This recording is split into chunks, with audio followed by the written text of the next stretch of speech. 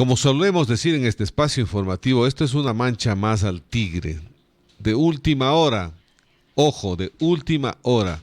Juez de la Concordia, aceptó la acción de protección y dejó sin efecto la destitución y censura de los ex consejeros del Consejo de Participación Ciudadana. ¿De quién estamos hablando? De Hernán Ulloa, de Ivede Estupiñán, María Fernanda Rivadeneira y Francisco Bravo. El recurso fue presentado por Manuel Párraga Quirós. Otra mancha más al tigre. No hay nada que hacer. Quedó sin efecto esta destitución que se estaba hablando en la Asamblea Nacional, que pasó el día viernes en horas de la noche. 8:05, vamos hasta Estados Unidos, donde nos acompaña ya William Murillo del 1-800 Migrante. William nos vuelve a unir en una entrevista para hablar sobre este dolor que están pasando en este momento familias ecuatorianas, y es sobre este naufragio de una embarcación en México en donde fallecen varios compatriotas. Lamentablemente no hay mucho detalle sobre esta información. Las autoridades mexicanas también han hecho mutis al respecto y ponen en dolor a las familias ecuatorianas. ¿Qué es lo que se tiene y qué ha podido hacer el 1-800 Migrante en este tema sobre esta embarcación que se hundió el pasado 18 de noviembre en las costas de Chiapas, en México? Buenos días, William. Hola Rubén, buenos días. Muchas gracias por la invitación. Siempre un gusto estar en la W y saludar a los azuayos, a los cuencanos, a las personas que nos miran en las redes sociales. Yo estoy tan decepcionado como usted de lo que acaba de decir en lo que sucedió en el Ecuador con la Corte, con la destitución. Nosotros seguimos insistiendo de que tenemos un serio problema migratorio con los ecuatorianos que están saliendo por las fronteras, padres que se mueren, que ven morir a sus hijos, hijos que ven morir a sus padres. Eh, Se está volviendo como México. Allá en ese país están tan acostumbrados a la muerte que acá también estamos creciendo esa piel de insensibilidad hacia algo que puede pasar a cualquiera de estas familias. Todos los azuayos tenemos algún amigo o algún familiar que es migrante y, y parece que las autoridades no quieren escuchar porque no es cómodo para sus políticas públicas y que lamentablemente no existe la prioridad política, la prioridad administrativa, el financiamiento para hacer algo al respecto. Nosotros estuvimos la semana anterior recién hablando de esto, Rubén, y hablábamos sobre el éxodo de los ecuatorianos, las circunstancias en las que ellos salen y cómo es que ahora está aumentando el número de ecuatorianos menores que están cruzando prácticamente todo un continente. Y nosotros nos hemos puesto en contra de esto porque los adultos quizás tienen toda la razón, todo el derecho para elegir qué es lo que quieren hacer, cuándo quieren hacerlo, pero poner en riesgo la vida de menores, mire lo que acaba de pasar, un naufragio que sucedió en la madrugada del viernes, es, 30 personas en una lancha, 21 ecuatorianos, 9 cubanos, se quedan sin gasolina, se daña un motor, se llena de agua la lancha y automáticamente ingresan hasta, se quedan con agua en la lancha y se hunde, pueden tocar, se agarran de un bidón y luego están hablando de que se salvan algunos ecuatorianos.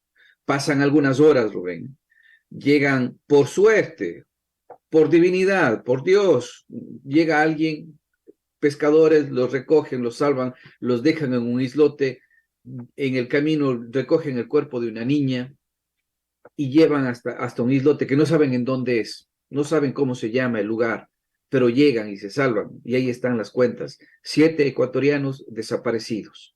7. 5 de ellos son menores de edad. Hay una niña hasta de 4 años. 4 años. Hay una niña muerta de 9 años. Entonces, esa es la realidad que vivimos. Y eso es algo tan humano, tan propio. Si nosotros que tenemos hijos, a los padres de familia que nos escuchan, ¿cómo uno se puede sentir ver morir a sus hijos, poner en riesgo su propia vida? Entonces, esta realidad es realmente muy alarmante, Rubén, muy alarmante. Y es algo que no ha parado. Tenemos una nueva ola de éxodo, se está hablando, William. No sé si compartimos el mismo criterio, pero la gente está hablando que hay una nueva ola de gente que está migrando hacia el país del norte. Hay un informe en donde la Oficina de Aduanas y Protección Fronteriza de los Estados Unidos del mes de octubre dice que ha sido el mes de más detenciones de migrantes ecuatorianos en la frontera con México. Están hablando de una cifra de 7.077 compatriotas que fueron capturados. Es una cantidad bastante alta. Y no va a parar. Ese es el tema de fondo, Rubén. No va a parar. ¿Por qué no para? Porque no hay ningún interés en que pare. Más bien nosotros creemos que va a seguir. Si nosotros tenemos un promedio de 7.000, porque mire, en el 2020 hubieron alrededor de 17.000 ecuatorianos detenidos en todo el año. En el 2021 llegaron cerca de 98.000 ecuatorianos detenidos, expulsados, deportados desde Estados Unidos. El año anterior, del 2022, me refiero al año fiscal, son cerca de 27.000 los ecuatorianos que han sido detenidos. Y ahora, en este mes de octubre, que empieza el año fiscal en Estados Unidos, hay estos más de 7.000. Si nosotros estamos viendo de que a pesar de que piden visa a México, piden visa a Guatemala, y sigue habiendo un número cada vez mayor de migrantes ecuatorianos, esto se les fue de las manos al gobierno del encuentro. Así, sencillamente. Esto se le fue de las manos a la Cancillería, esto se le fue de las manos a la gobernación, al municipio, a la prefectura, a todos los municipios de las regiones del Ecuador, porque es obvio que no miran opciones, que no miran oportunidades y se van. Entonces, no hay prioridades, a las autoridades poco les importa, en los planes de ordenamiento territorial no existe nada en relación a los migrantes. Cuenca tiene una excepción que tiene la Casa del Migrante, pero como membrete, tienen una casa en donde hay computadoras, en donde hacen yoga, en donde quizás hacen un dibujito, les prestan el teléfono, el internet para que se comuniquen, y ese es el gran aporte a los migrantes ecuatorianos. Entonces, no podemos tener nosotros esa clase de actitud por parte del gobierno local y mucho menos del nacional, pues. Si estamos hablando de que son 7.000 personas mensuales, llegamos prácticamente tendremos a este mismo ritmo 80 y pico de mil ecuatorianos al año. Ojo, muy importante, Rubén, ojo, estamos hablando de que son 7.000 detenidos por la policía migratoria. Ahí no habla de los miles y miles y miles de ecuatorianos que sí logran burlar los controles migratorios. Entonces, realmente estos números, cuando hablamos de 20.000, son fácil 50. Cuando hablamos de 100.000, son fácil 200.000. Cuando hablamos de 7.000, son fácil siquiera unos 15, 20.000 ecuatorianos que están llegando a las fronteras que muchos cruzan. Entonces, mi preocupación es, ¿qué hace la Cancillería, por Dios?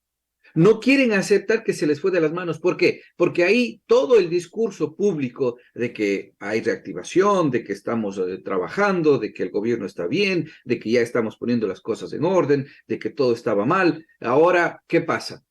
¿Culpa de quién es? Ya van a estar 2 años, 2 cancilleres, 3 viceministros, más de 20 reuniones en años. La Cancillería viene reuniéndose en Cuenca, en Azogues, en todo el país, hablando sobre la movilidad humana, la migración riesgosa. ¿Qué migración riesgosa hablan si la gente se va? Migración riesgosa, claro, todos sabemos que es peligroso. Todos los ecuatorianos que se lanzan a los viajes irregulares saben que están poniendo su vida en riesgo. Ok, pero ¿qué les da el gobierno ecuatoriano como alternativa para que no se vayan? Discursos, porque propuestas no hay. ¿Qué les dan? Condonación de deudas, ¿para qué? Para volverse a endeudar, a ponerse un negocio en donde no hay emprendimiento que valga, porque muchos se caen por la inseguridad, porque te roban, porque tienes que pagar impuestos, porque ya llega el Ministerio de Trabajo a ver si es que están afiliados, en vez de apoyar, creando caos. Y aquí es donde nosotros miramos, por ejemplo, la falta de humanidad de los funcionarios de la Cancillería. Los familiares llamaron a un alcalde y el alcalde llamó a la Cancillería. ¿Sabe lo que le dijeron al alcalde? Señor alcalde, no estamos atendiendo. ¿Y sabe qué más? No tenemos ninguna información porque México no nos ha dado nada de información. Oiga, pero si tienen a los familiares de los desaparecidos, de los náufragos, aquí a mi lado. Ah, no tenemos nada de información pública de parte oficial desde México. Esa fue la respuesta a un alcalde. No se diga a lo que le pueden decir a un familiar, pues. Y desde Estados Unidos llamaron a los consulados mexicanos aquí en Estados Unidos. ¿Y qué dijeron los funcionarios de México? Ah, ¿para qué vienes? Ahí está. ¿Por qué? ¿Es tu culpa? Mira lo que está pasando. ¿Para qué vienes de forma ilegal? Entonces, esa mentalidad de funcionario público insensible hay en México, hay en Guatemala, hay en el Ecuador, porque no lo miran a los ecuatorianos migrantes, a los migrantes de la región como seres humanos, sino como mercancía, Rubén. William, hay varias cosas que nos ponen a pensar y a recapacitar sobre lo que estamos hablando en esta entrevista. Cierto es, si las cifras dicen que detuvieron 7, probablemente ni siquiera son el doble, pueden ser el triple también, porque los que caen son pocos, no son todos. Quiere decir que hay una ola migratoria extremadamente alta. La preocupación, no tener cifras aquí en el Ecuador que permitan saber exactamente cuánta gente es la que está migrando. Luego de esto, ¿por qué no trabajar de manera articulada pero con mucha mayor fuerza? Estamos hablando con varios países por los cuales se vuelven estas rutas para llegar hasta los Estados Unidos y hacer una campaña mucho más fuerte, por ejemplo, para esta gente que juega con la vida de los migrantes, que obtienen alta rentabilidad en llevarles a unos con suerte y a otros sin suerte. Pero debería trabajarse de una manera articulada. Por ejemplo, el tema de la Cancillería, que oigo con enorme asombro que no tienen respuestas para dar a la pobre gente que tiene dolor acá, que tiene angustia porque no sabe qué es lo que pasó con sus familiares. Por ejemplo, aquí también, ¿qué va a pasar con estos cuerpos de estas personas que están fallecidas allá? ¿Quién les va a ayudar? ¿Los van a traer a los cuerpos? ¿Los van a dejar allá? ¿Qué fin van a tener? Rubén, mire, es que es tan grande el problema, es tan grande el problema. La Cancillería ecuatoriana se ha demorado más de 3 días, 2 días casi, para enviar un boletín diciendo de que están un poco preocupados de que hay algunas organizaciones que saben del tráfico de migrantes y que es increíble que sepan ellos más que nosotros. Entonces, un 800 migrantes no tiene la culpa de que nos llamen a nosotros cuando, no, cuando llaman a la Cancillería y no les atienden. Pues eso ya es cuestión de ellos. Pero no, el problema no son los coyoteros. Yo insisto en esto, el problema no son los coyoteros. Ahora mismo, por ejemplo, ¿a quién ponemos la denuncia en el Ecuador? ¿A quién? Si ellos salieron sin coyotero. ¿A quién? A nadie. Entonces la fiscalía, claro, la fiscalía ecuatoriana tiene de cruzarse los brazos porque no tienen a quién acusar porque salieron sin coyotero. Entonces tienen que ir y ver la Defensoría del Pueblo quizás tiene que apersonarse en México y ver quién va a poner la denuncia. El delito, el accidente, las muertes suceden en una jurisdicción, una que se supone que es Chiapas, pero no, es Oaxaca. Dos estados diferentes, federales, cada país es como si fuera un país pequeño. ¿Quién va a asumir esa representación legal? El cónsul. ¡Ja! No me hagas reír. Si el hombre está preocupado en los cócteles, no en ayudar a los migrantes. Les están diciendo de que no hablen o si no, no les ayudan. Lo mismo que dicen acá, les dicen en México. Si hablas con los medios de comunicación, no te ayudamos. Es más, te podemos deportar a tu país. Eso es lo que les dicen. Igualito que acá. Si habla con los medios, si habla con la W Radio, no traemos a la repatriación de su hijo, de su hija. Eso es lo que dicen. Yo no me invento.